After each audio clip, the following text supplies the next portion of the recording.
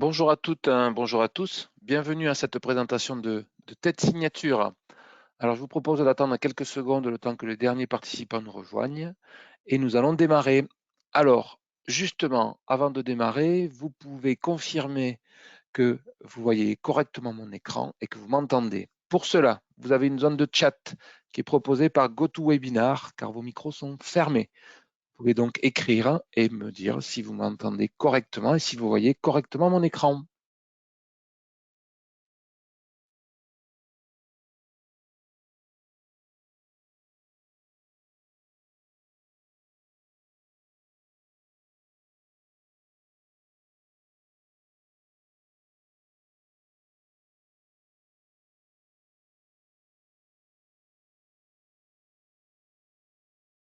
Alors, nous allons pouvoir démarrer. Donc, bonjour à toutes et bonjour à tous. Merci de m'accueillir ce matin pour cette présentation de tête signature.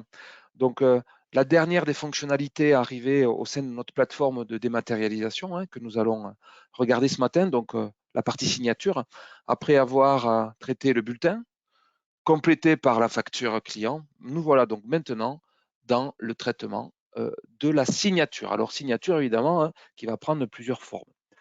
Alors, nous allons nous connecter à notre plateforme en utilisant évidemment un compte et un mot de passe. Pour ceux qui ne l'auraient pas encore découverte, cette plateforme est une plateforme accessible en mode SaaS, donc depuis un navigateur et quel que soit l'endroit où nous sommes connectés. Allez, c'est parti, nous nous connectons et nous voilà sur notre plateforme. Pour reprendre mon préambule, donc cette plateforme traite aujourd'hui les bulletins de salaire, traite aujourd'hui la facture. Nous voilà donc maintenant à traiter la signature. Donc signature qui va pouvoir, j'allais dire, avoir un périmètre relativement large puisqu'on va pouvoir faire signer des contrats avec un fournisseur, des devis auprès des clients, un contrat de travail pour un collaborateur, un avenant, etc. Donc toutes ces signatures, tout échange de documents qui va nécessiter la collecte d'une signature ou de plusieurs signatures, mais on va pouvoir utiliser cette fonctionnalité de signature. Alors, concrètement, comment ça fonctionne? Eh bien, avant de pouvoir déposer un contrat pour simuler, pour traiter le document, nous allons regarder les paramètres. Donc, les paramètres qui ont été complétés évidemment par rapport au traitement de la facture et du bulletin. Alors, au niveau des utilisateurs, il est important d'identifier déjà un certain nombre de nouvelles autorisations et typiquement de nouvelles missions. Donc, quand on parle d'un contrat, quand on parle surtout d'un workflow, on va identifier plusieurs acteurs dans ce workflow. Le premier de ces acteurs, on pourra l'identifier, je l'ai nommé comme cela pour qu'il soit plus clair. Donc, bien sûr, il prendra l'aspect, il prendra le nom de Madame Michu ou Monsieur Dupont, enfin peu importe. Toujours est-il qu'on a le premier acteur, c'est le préparateur. C'est celui qui va préparer le contrat, qui sera ensuite validé par un valideur. Jusque-là, rien de particulier. Donc, le valideur va relire éventuellement ce qu'a fait le préparateur. Et en dernier ressort, on a le signataire. Donc, le signataire, c'est celui qui va engager l'entreprise. C'est lui qui va engager l'entité morale, puisqu'il s'agit de signer un document. Donc, il y a un engagement juridique de par un représentant légal. Donc, le signataire sera celui qui posera le tampon, j'allais dire, de l'entreprise, qui engage l'entreprise au moment de la signature. Bien évidemment, il nous manque un acteur majeur, c'est le destinataire. Le destinataire qui, lui, est géré par le contrat et c'est ce que nous allons voir. Donc, on va pouvoir identifier des personnels au sein de cette plateforme qui vont avoir ces missions de préparateurs, de valideurs et de signataires. Évidemment, derrière chacun de ces connexions, on a des personnes, on a des personnes physiques. Moi, je les ai nommées comme cela pour que ce soit plus simple à gérer. Ces individus, on va les identifier via une adresse email, bien évidemment, directement sur la plateforme. Au niveau du compte émetteur, donc le compte émetteur, c'est l'entité morale qui distribue un document. Donc on va pouvoir démultiplier ces entités morales, peut-être en lien avec les bulletins, avec les factures, mais aussi avec la signature. Voilà pourquoi moi j'ai dédié typiquement un compte émetteur pour traiter des signatures. Bien évidemment, pour ceux qui auraient par exemple la distribution des bulletins de salaire, ça peut être tout à fait pertinent de n'avoir qu'un seul compte émetteur. donc celui qui permet de distribuer les bulletins, mais aussi d'associer à ce compte émetteur des bulletins la partie signature.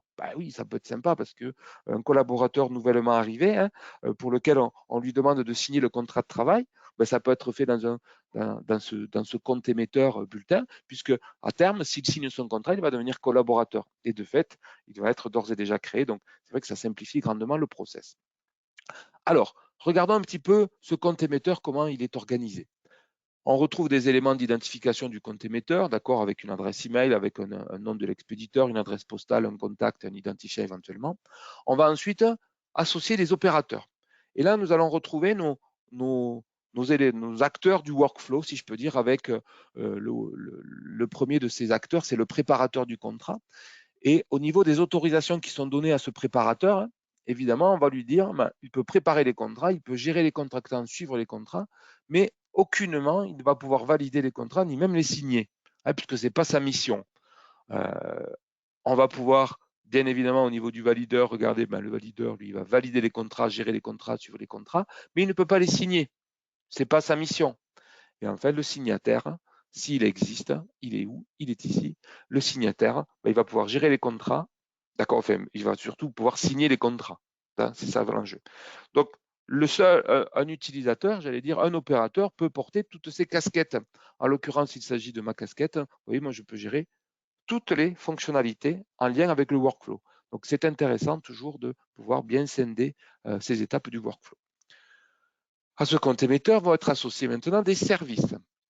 Les services qui sont évidemment liés typiquement au traitement de la signature.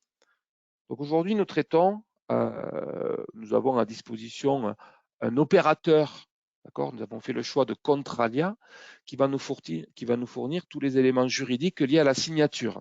Nous ne sommes pas acteurs de la signature, par contre, nous utilisons les services de Contralia, filiale du groupe La Poste, qui fournit toute la technologie pour garantir la signature et la validité de la signature. L'intérêt que ça offre, cette solution, c'est qu'en plus, notre plateforme ne stocke aucun document. Donc, c'est Contralia qui va valider, qui va contrôler tous les éléments en lien avec cette signature du contrat. Donc, nous ne sommes qu'un passeur, d'accord, entre un émetteur et un destinataire, et Contralia qui va évidemment porter toute la partie juridique, toute la partie validité de cette signature. Alors, au niveau de ces différents services de signature, eh bien, nous proposons une signature ici, d'accord, avec plusieurs options, on va dire.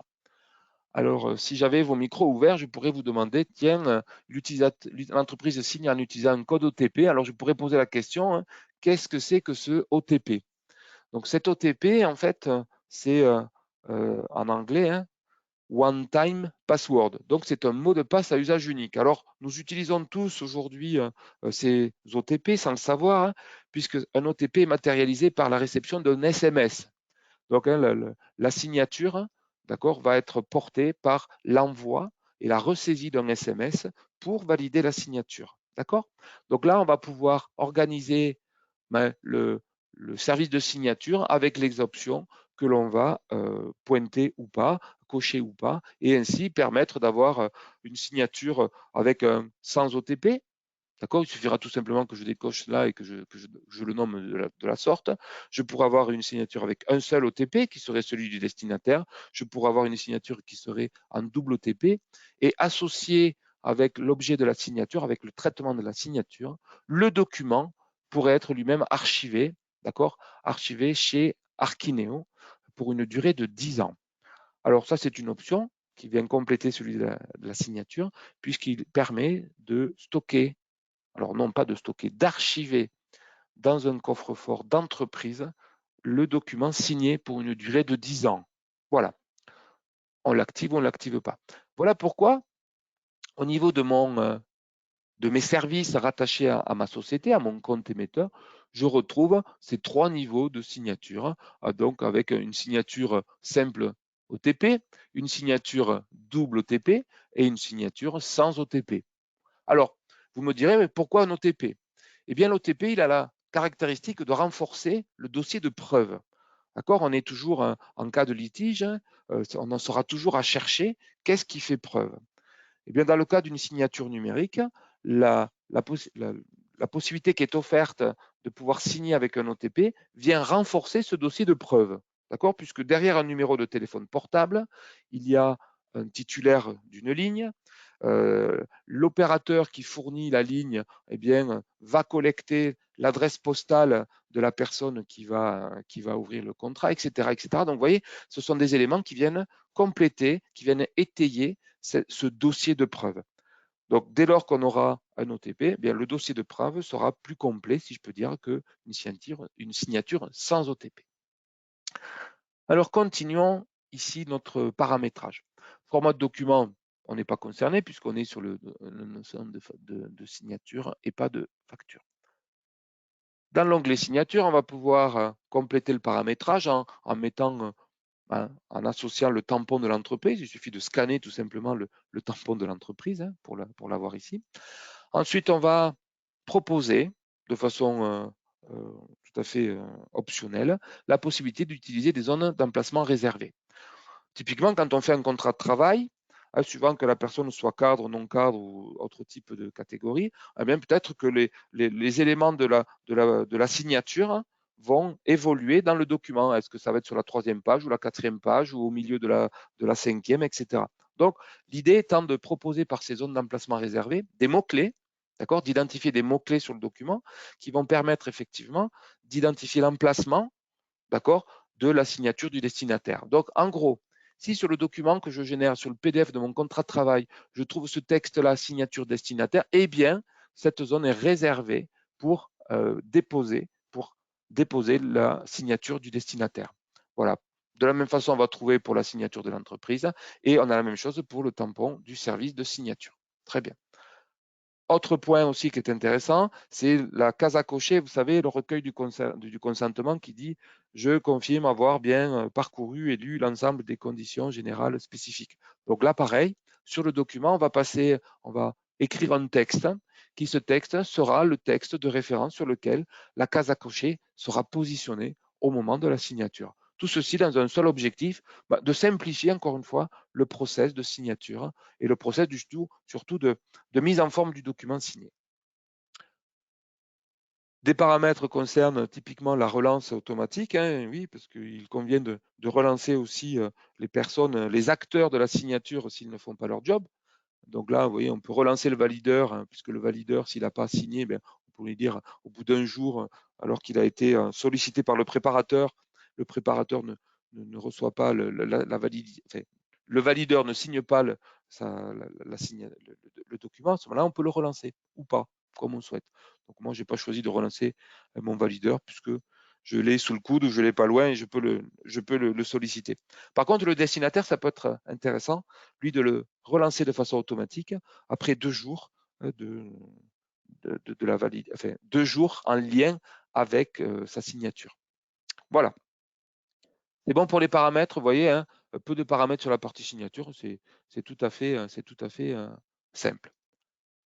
Nous voilà donc maintenant tout à fait prêts à signer notre premier contrat. En l'occurrence, il va s'agir d'un contrat de travail. Je vais me rendre ici dans le menu signature et tout comme pour le bulletin et la facture, le process est identique. Je prépare, je valide et je suis. Ah oui, on est dans un principe simple. Je prépare le contrat et je vais pouvoir le suivre ensuite. Créer un contrat. Donc, créer un contrat va consister à déposer sur cet espace des documents. Donc là, je vais choisir d'aller chercher mon PDF, d'accord, via le parcourir des dossiers. Je vais déposer mon contrat de travail qui a été évidemment transmis au format PDF, puisqu'on ne traite que du format PDF. Sur le document, je peux d'ores et déjà identifier des zones qui sont tout à fait pertinentes et intéressantes, à savoir l'adresse postale du destinataire. Donc, il s'agit tout simplement de zoner, d'accord, en disant de quoi s'agit-il? C'est une information qui identifie l'adresse ou la dénomination du destinataire du document. De la même façon, on trouve ici l'adresse email du destinataire pour me permettre évidemment d'échanger avec lui. On ne va échanger que par le biais d'un email, forcément. Ce que je vous disais tout à l'heure, vous savez, les zones réservées, eh bien, ces zones réservées, on va les trouver tout à fait en bas du document et je vais grossir pour que vous puissiez bien voir le principe. Donc, sur la dernière page du document, on a effectivement des emplacements d'accord, qui sont les signatures des parties. Et vous voyez en gris un peu, alors je ne l'ai pas mis en blanc pour que vous puissiez le voir. Donc on a signature du destinataire, tampon contralia et signature de l'entreprise. Ce sont les fameuses zones avec emplacement réservé. Donc ça va permettre à la machine, à TED, de déposer à cet emplacement les 3 signatures des 3 acteurs qui sont le destinataire, l'entreprise et le tampon contralia qui va ficeler le tout. Voilà, tout simplement. Alors, je pourrais tout à fait, à la mano, dessiner ici en disant à cet endroit, je veux que ce soit une zone d'emplacement réservée. Sur la page en cours, je vais mettre la signature du destinataire. Je peux le faire soit par le biais des zones d'emplacement réservées, soit tout simplement par un zonage au sein du document disant à cet endroit, je veux que soit positionné le tampon ou la signature de tel ou tel acteur. De la même façon, on va trouver ici un $case, c'est la fameuse case à cocher en disant j'ai lu et j'accepte l'ensemble des conditions ou des documents qui sont liés. Voilà. Sur la partie du document principal, eh bien, j'ai un élément à produire, c'est à savoir, il faut que je crée le destinataire. Donc, c'est l'étape 2 ici que l'on voit. Je vais donc pouvoir créer le destinataire à partir des données qui sont présentes, qui sont lues par la plateforme. Je l'associe à un compte émetteur. Et puis, je veux lui donner un identifiant, puisqu'encore une fois, il s'agit d'identifier l'unicité du collaborateur. Alors, peut-être qu'il n'a pas encore de matricule, donc je peux lui attribuer un identifiant temporaire qui, une fois qu'il aura signé son contrat, je vais pouvoir le modifier et lui saisir ici le matricule qui lui sera attribué par le logiciel de paie. Voilà, donc là, dans l'occurrence, je l'associe à un compte émetteur et je l'identifie de façon unique. Vous voyez que tous les éléments de l'adresse ont été immédiatement reconnus et simplement reconnus par la plateforme. Alors, avec ce document, il peut être tout à fait pertinent d'associer des documents secondaires. D'accord? Ces documents secondaires que l'on va pouvoir ajouter ici, d'accord, qui sont des documents qui vont être signés dans le même contexte que le document principal. Alors là, l'exemple que je pourrais vous donner, d'accord, ce serait d'ajouter le règlement intérieur. D'accord? Le règlement intérieur qui finalement ne va pas collecter la signature du destinataire, mais par contre, qui peut être tout à fait, qui doit être peut-être joint avec le contrat pour que le collaborateur puisse en prendre connaissance et s'assurer de sa bonne lecture. Donc là, je vais ajouter des documents secondaires qui vont être fusionnés avec le document principal pour produire un seul document qui lui-même sera signé. D'accord? Donc, associer des documents. Ensuite, je peux profiter de la signature de ce contrat pour ajouter des documents joints. Donc là, on va trouver tout type de documents joints qui seront éventuellement le détail de la couverture de la mutuelle, l'utilisation de la machine à café, les gestes barrières s'il s'agit de régler, de gérer suite à notre épisode Covidé, on va pouvoir associer ces documents directement là, voilà, et qui seront transmis simultanément avec le document. Alors, je consulte la liste des questions et je vois Bruno qui me pose une question qui fait écho à ce que je lui ai montré, je vous ai montré à l'instant, à savoir la case à cocher. D'accord? La case à cocher, là, le $case. Et Bruno me demande si je peux cocher plusieurs cases. Aujourd'hui, je n'ai qu'une seule case à cocher. D'accord? Je ne peux pas en avoir plusieurs. Je n'en ai qu'une seule en possibilité d'être cochée à différents endroits sur le document. Voilà. Alors, continuons dans la cadence de nos étapes. L'étape 1 est réalisée avec l'ajout des différents documents, le destinataire qui a été identifié. Et nous voilà maintenant à définir qui sera le valideur de ce document. En sélectionnant l'ascenseur, je vais trouver tous les personnels, tous les utilisateurs qui ont la fonction de valider les contrats. Vous vous rappelez au niveau des autorisations liées au compte émetteur? Eh bien, je vais définir qui va être celui ou celle qui va valider le contrat. Alors, moi, j'ai toutes les casquettes, je porte toutes les casquettes. Eh bien, comme ça, je suis moi-même valideur et je prends les différentes casquettes. De la même façon, au niveau du signataire, je vais retrouver toutes les personnes qui ont l'autorisation de signer le document. En l'occurrence, je suis moi aussi avec cette casquette. Je vais organiser ici en étape 5 le service de signature. Nous allons donc retrouver ici nos 3 services de signature que nous avions vus tout à l'heure au niveau du compte émetteur. Donc, je choisis celui avec simple OTP, double OTP, sans OTP, avec ou sans archivage. Donc, je pourrais décliner tous les services avec les différentes options qui sont proposées. Donc, moi, en l'occurrence, je vais choisir un simple OTP. Donc, je vais faire signer via un OTP, donc One Time Password, le destinataire. Je saisis ici CDI de Jean Pousse, ce fameux Jean Pousse. J'ai une date limite de signature. D'accord, ça peut être intéressant. Typiquement, dans les cas des devis, on sait tous que les devis, on leur donne une durée de validité pour éviter justement que des devis nous reviennent avec quelques mois après leur émission et on se trouve bloqué. Donc là, pour le coup, la date limite de signature va valider effectivement qu'au bout du délai, le contrat est caduque ou le devis est caduque. Un petit message qui apparaîtra. Merci de signer suite à nos derniers échanges. Voilà. Parfait. Nous voilà donc prêts maintenant à mettre en œuvre le workflow de validation. Alors, je peux effectivement l'enregistrer. Donc, moi, je suis préparateur, j'ai la casquette de préparateur, j'ai 5 contrats à faire signer. Eh bien, je vais tous les préparer et je les enregistre pour les garder sous le coude. Très bien. Comme je suis moi-même valideur et signataire, je peux tout simplement les mettre en validé. C'est-à-dire que j'entérine à la validation. Je n'ai pas besoin de valider moi-même ce que j'ai fait puisque je suis déjà d'accord. Par contre, si je n'étais que préparateur, eh bien, je pourrais soumettre à validation pour déclencher le workflow et ainsi prévenir le valideur qu'il a un job pour contrôler, pour valider le traitement que j'ai fait en ma qualité de préparateur. Là, en l'occurrence, je valide et la validation met en circulation le document auprès du destinataire. D'accord? Je valide. Voilà pourquoi, étant sur une plateforme de démo, je vais me faire acheminer le document auprès de Monsieur Jean Pousse. Donc, ça simule, je simule ici l'envoi auprès de Jean Pousse. Parfait. Le contrat va être validé et le workflow de signature initié. En l'occurrence, ça y est, le document sort de la plateforme, d'accord, pour être adressé auprès du destinataire, qui est notre fameux Jean Pousse, qui va recevoir un email, d'accord, cet email qui lui propose évidemment de signer. Donc voilà l'email qui est reçu par notre ami Jean Pousse.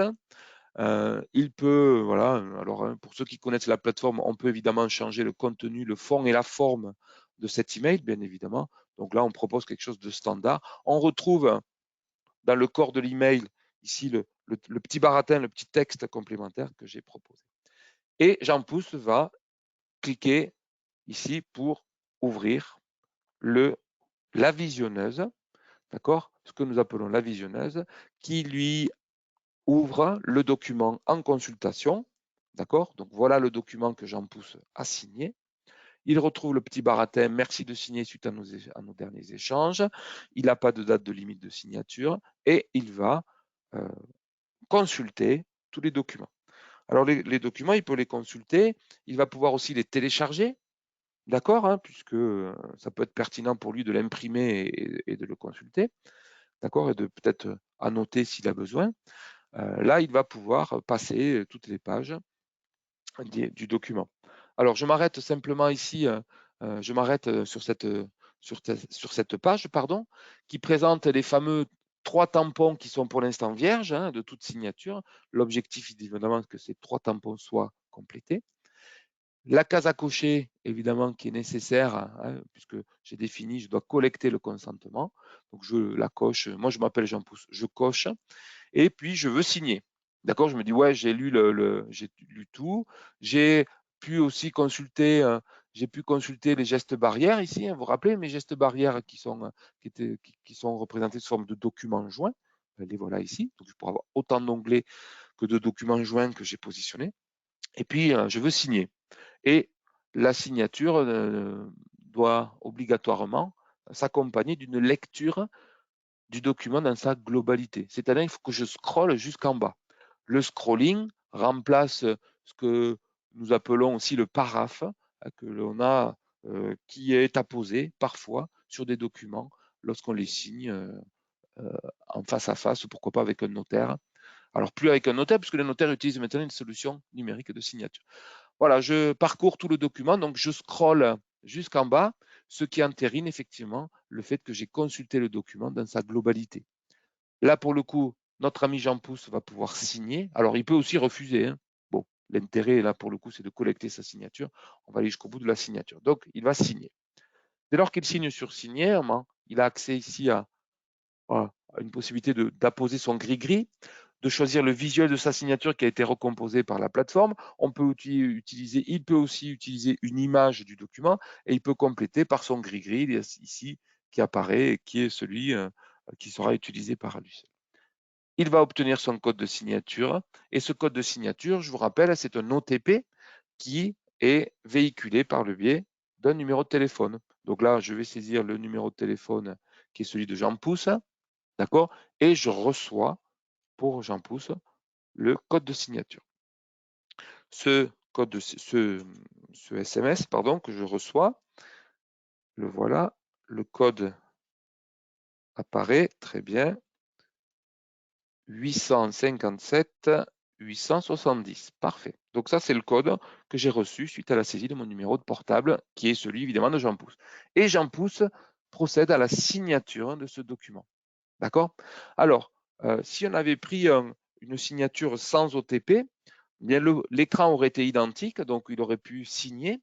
Il aurait pu avoir accès aussi à sa signature, à son gris-gris, si je peux dire, et il aurait signé directement sans avoir à saisir son numéro de portable. D'accord?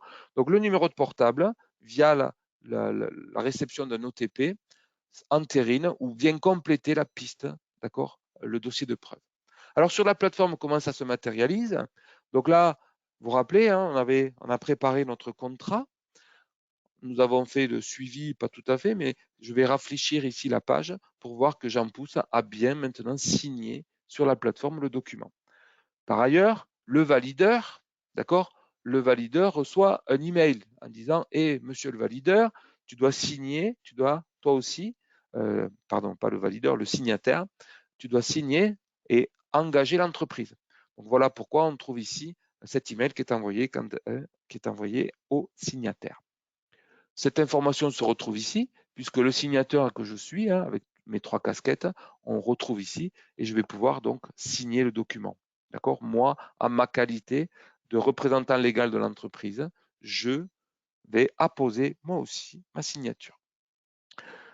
Je suis soumis aux mêmes contraintes que notre ami Jean Pousse. Si je souhaite signer, je dois dans tous les cas parcourir l'ensemble du document via le scroll. D'accord? Je vais scroller jusqu'en bas pour accéder à la dernière page du document. Ah, tiens, regardez les signatures. On en a un petit bout, signé par Jean Pousse. Eh oui, on commence à avoir un des tampons renseignés. J'ai moi-même, le signataire, j'ai accédé à la totalité de la consultation du document. D'accord? Je vais pouvoir donc signer le document. D'accord? Alors, je n'ai pas été jusqu'au bout, décidément. Voilà, je suis allé jusqu'au bout. Je vais pouvoir signer le document et ainsi engager l'entreprise. Vous remarquerez qu'il n'y a pas la saisie du numéro de portable puisque j'avais pris une option au niveau du service de signature qui était un simple OTP. Je signe, ma signature est d'ores et déjà positionnée sur la plateforme parce que j'ai associé une image. Je vais apposer la signature sur le document. De fait, les 2 acteurs ont signé. Le document va être quant à lui complètement ficelé par Contralia qui va garantir ainsi l'aspect juridique du document. Donc le suivi des contrats, et là on retrouve que les 2 parties ont bien signé. Par ailleurs, dès lors que le signataire a apposé sa signature, Jean Pousse reçoit un email, d'accord, qui lui dit OK, Jean Pousse, tout le monde a signé ton contrat, c'est parfait, tu peux y accéder. Donc là, Jean Pousse va accéder, d'accord, à son contrat et va pouvoir le récupérer. Mais aussi, dans le cas d'un contrat de travail, éventuellement, va pouvoir le positionner dans son coffre DigiPost. Et oui. Voilà le document qui apparaît ici. Allons-y. Visionneuse. Jean Pousse accède au document signé. Voilà, il est dans sa globalité. Il retrouve évidemment les gestes barrières, ça, pour le coup, il n'y a rien de particulier. Et remarquez que les 3 tampons sont maintenant remplis. D'accord, ils sont signés par Jean Pousse, signés par le signataire de l'entreprise. Et puis, il y a le tampon qui vient entériner le tout auprès de DocaPost Contralia. S'il s'agit d'un contrat de travail, mais regardez, déposé sur Digipost, c'est facile de pouvoir transférer le document vers Digipost dans un contrat de travail, mais par contre, je peux aussi télécharger le document. Donc, Jean Pousse peut télécharger le document. D'accord? Alors, il ne va pas télécharger le document, il va télécharger l'ensemble des documents, puisque on peut avoir plusieurs documents. Et le PDF, le voilà. Donc, le PDF du contrat associé, d'accord, qui a été fusionné avec le règlement intérieur. Là, notre ami Foxit entérine et valide les signatures, pardon, les différentes signatures. D'accord? Donc le document, le voilà. Je descends pour accéder aux signatures. Voilà, chaque tampon. Voilà. Donc voilà les 3 tampons qui ont été apposés par l'outil Contralia. Je peux cliquer sur cette signature et ainsi accéder aux propriétés du signataire. Donc là, on a le document n'a pas été modifié depuis la position de cette signature. L'identité du signataire est valide, propriété de la signature. Donc tous les éléments juridiques, techniques plutôt, hein, du certificat sont accessibles sur chacune des signatures. D'accord? On retrouvera bien évidemment ici sur la partie gauche, dans le petit crayon ici, l'ensemble des acteurs qui ont signé ce document, y compris un service d'horodatage, d'accord, avec une validité de l'heure à laquelle, de la date et de l'heure à laquelle s'est produit le traitement. Vous remarquerez aussi sur le tampon Contralia, on trouve un GUID, là, le 2C96AD, etc. Donc c'est un identifiant unique de cet échange, de cette signature, qui est stocké chez Contralia et qui stocke, j'allais dire, le dossier de preuve, d'accord, y compris évidemment le fameux SMS qui vient compléter, qui vient surcharger, si je peux dire, ce dossier de preuve et qui pourrait être restitué par les équipes de Contralia sur demande évidemment d'un tribunal ou d'autre chose. Donc tout est bien positionné dans le contrat ici même. Voilà pour notre ami Jean Pousse qui accède à son document. C'est un PDF comme un autre, d'accord? Il peut être imprimé évidemment, mais surtout, il est signé, il est donc non modifiable. Côté entreprise maintenant. Côté entreprise, le document va pouvoir aussi être accessible. Donc, l'entreprise va pouvoir accéder et consulter son document, d'accord, dans les mêmes conditions que notre ami Jean Pousse. L'entreprise va pouvoir le télécharger pour le stocker, pourquoi pas dans un SIRH si elle en est munie. Mais si elle a pris l'option du coffre-fort, eh bien, le document sera consultable et accessible dans le coffre-fort pour une durée de 10 ans. D'accord? Au bout de 10 ans, le document va disparaître. Donc, avoir la pertinence du stockage en coffre-fort. Donc, ça, c'est chacun et chacune qui jugera de cette pertinence pour stocker le document dans le coffre-fort entreprise qui est opéré en l'occurrence par Archineo. Voilà, la boucle est bouclée. Le document voilà, est maintenant signé. L'entreprise peut aussi le télécharger pour le ranger où elle le souhaite, pour le stocker, pour l'archiver dans l'espace qui sera le sien ou dans une plateforme quelconque dans le cas d'un SIRH. Alors, avez-vous des questions?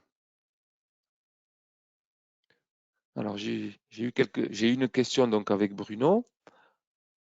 Donc, est-ce que vous souhaitez réagir, me solliciter sur la partie, sur des éléments pardon, que vous venez de consulter? Alors, sachez que nous avons dans les tuyaux, si je peux dire, quelques nouveautés qui sont en cours de test. Donc, c'est de pouvoir ajouter plusieurs signataires. D'accord? Donc ça, c'est un point sur lequel on a été challengé. Hein. Donc, dans une entreprise, il peut y avoir plusieurs personnes qui vont signer. On est aussi challengé pour pouvoir compléter le document à signer par, je sais pas, par des éléments un peu plus personnels. Je pense au contrat de travail, c'est pouvoir compléter par le nom des enfants éventuellement. Donc, c'est une saisie directement sur le document. Donc ça, ce sont des éléments que nous allons bien évidemment proposer d'ici quelques semaines en termes de nouveautés sur cette partie signature. Point essentiel aussi que j'ai oublié de vous préciser, hein, la signature, évidemment, n'est complète qu'à partir du moment où tous les acteurs ont signé. Donc c'est le fait d'avoir la signature complète qui va déclencher finalement le flux de facturation, puisque il faut bien que nous vivions. Nous avons effectivement une facturation qui est opérée, mais c'est une facturation à l'usage. Donc, vous ne payez que ce que vous consommez. Il n'y a pas d'abonnement, il n'y a pas de minimum de facturation, il n'y a pas de coût mensuel par utilisateur. D'accord? C'est vraiment une signature à l'usage. Et on peut consulter depuis le menu administration et utilisation des services, on va pouvoir consulter ce qui a été réellement signé, d'accord? Et qui sera réellement facturé à la fin du mois. Donc, c'est un paiement à l'usage. Je ne paie que ce que je consomme. Alors, vous n'êtes pas très bavard ce matin, mais ce n'est pas grave, ça veut dire que ma présentation est claire et que la plateforme vous donne pleinement satisfaction au regard du fonctionnel que vous recherchez. Mais écoutez, je vous propose de vous libérer, de vous remercier bien évidemment comme toujours et de vous retrouver lors d'un prochain webinaire, Sandra ou moi pour d'autres équipes, pour de nouvelles fonctionnalités et de nouvelles présentations. Merci à vous toutes, merci à vous tous. Passez une belle journée et un bon week-end.